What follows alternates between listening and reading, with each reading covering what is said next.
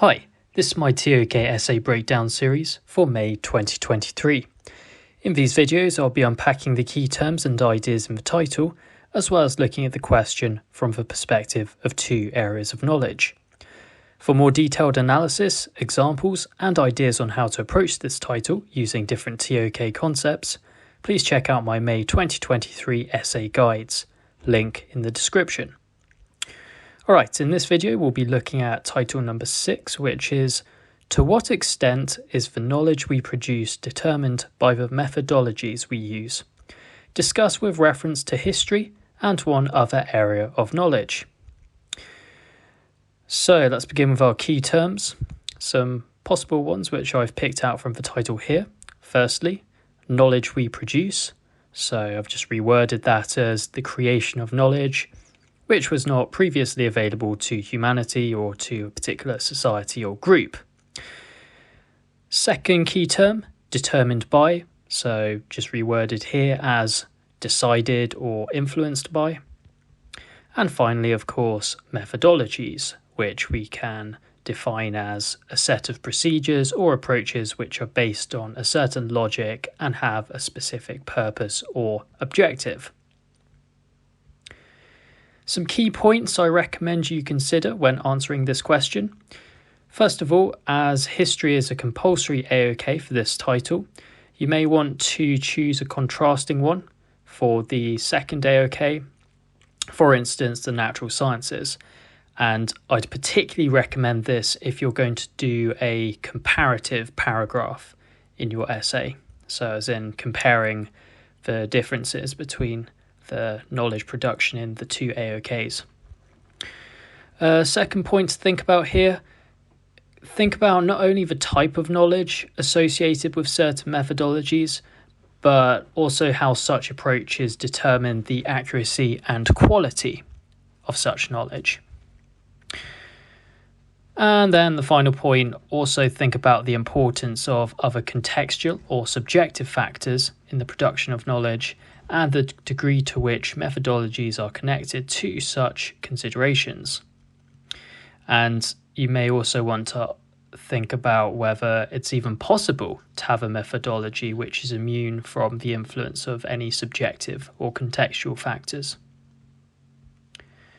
Let's get into our AOKs now. So given that history is obligatory for this title, I thought we would start with that one. For the lead-in, introducing the topic and linking with the title theme, I have put that historians make use of a diverse range of methodologies such as textual analysis and archaeological excavation to gain insight into the past. And by employing different approaches, historians can uncover new facts and interpret them in new ways that advance our knowledge of history.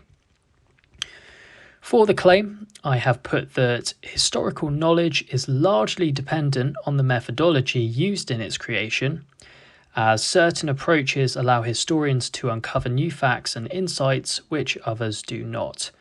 An example of this can be oral histories or interviews with individuals that are recorded in a written or audio form, and these can provide a great deal of personal insight into historical events and allow historians to evaluate past events from different perspectives in a more effective manner than, say, more kind of quantitative approaches.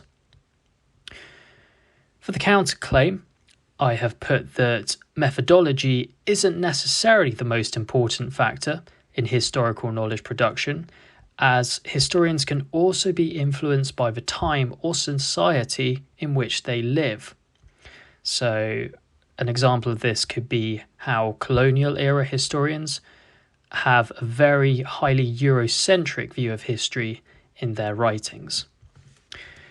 Bringing these ideas together in a mini conclusion, I have put that whilst methodology is a very important factor in determining the type of historical knowledge produced, there are contextual factors which also influence this process. And moving on to our second AOK, I have chosen the natural sciences.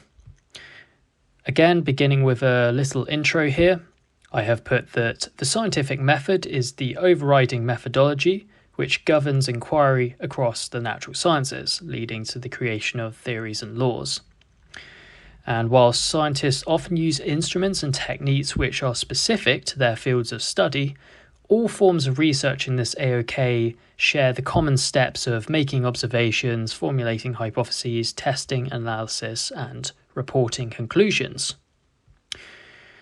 For the claim, I have put that the production of scientific knowledge is largely dependent upon this methodology, and you could say that any knowledge which is produced in a manner that does not faithfully follow the scientific method could be deemed unscientific. So typical examples of these would be things like homeopathy and astrology. For the counterclaim, we're saying here that scientific knowledge can also be determined by the state of a relevant field of research, as well as any or the degree to which sufficient resources are allocated to researchers in that field. A recent example of this can be seen in the claims of insufficient funding for the EU's Horizon Europe science project. Once again, concluding this AOK section, I have put that whilst methodology, specifically the scientific method, is absolutely central to this AOK, scientific knowledge can also be influenced by various practical considerations. For essay guides and personal feedback, feel free to check out my website, tokessayhelp.com. Many thanks for watching.